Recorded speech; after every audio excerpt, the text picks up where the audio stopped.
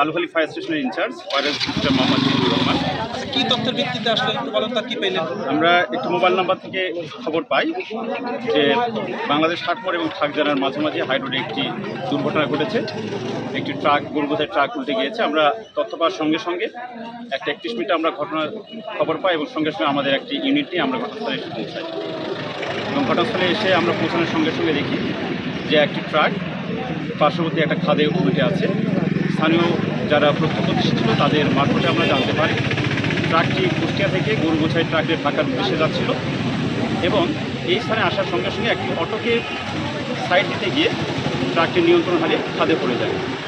ট্রাকে মোট 12 জন লোক ছিল এবং পাশাপাশি গরু ছিল 14টি। এর মধ্যে আমরা আসার পূর্বে জনগণ কর্তৃক ম্যাক্সিমাম লোককে উদ্ধার করা হয় এবং আমরা এসে দেখি 2 জন ভিকটিম পড়ে আছে এবং পরবর্তী পর্যায়ে তারা হয়তোবা মারা গিয়েছে।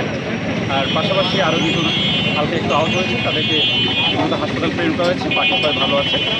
আর 14টি গরুর মধ্যে 2টি গরু মৃত অবস্থায় আছে, মারা গিয়েছে। বাকিগুলো সব সঠিক আছে। আমরা আনুমানিক যে ক্ষতির বিষয়গুলো এগুলো পরবর্তীতে হয়তো জানা যাবে। যারা মারা গিয়েছেন তাদের তথ্যগুলো হচ্ছে একজন রফিকুল ইসলাম, আনুমানিক বয়স 50 এবং অপরজনের আনুমানিক বয়স 40। তার সঠিক নামটা পাওয়া যায় নাই। উভয়ের ঠিকানায় হচ্ছে রফিকুল ইসলাম, এনার ঠিকানা গ্রাম মদিপুর, ইউনিয়ন আফজালপুর, থানা ইসলামী বিশ্ববিদ্যালয়, জেলা কুষ্টিয়া। এবং বাকি যার নাম এখনও আমরা পাই নাই, ওনার পিতার নাম সাইদুর রহমান, গ্রাম আফজালপুর, থানা ইবি থানা, জেলা কুষ্টিয়া।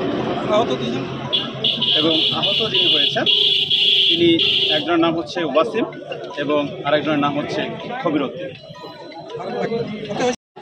অদ্য ইংরেজি 31/7/2025 তারিখ অনুমান 2টা দিকে আমি থানা থেকে সংবাদ পাই যে একটা বাংলাদেশের একটা দ্রুতগামী গরু ট্রাক রাস্তা নিয়ন্ত্রণে উল্টে যায়। তাৎক্ষণিক আমি আমার সাব ইন্সপেক্টর পাঠাই এবং আমি সাথে সাথে আসি।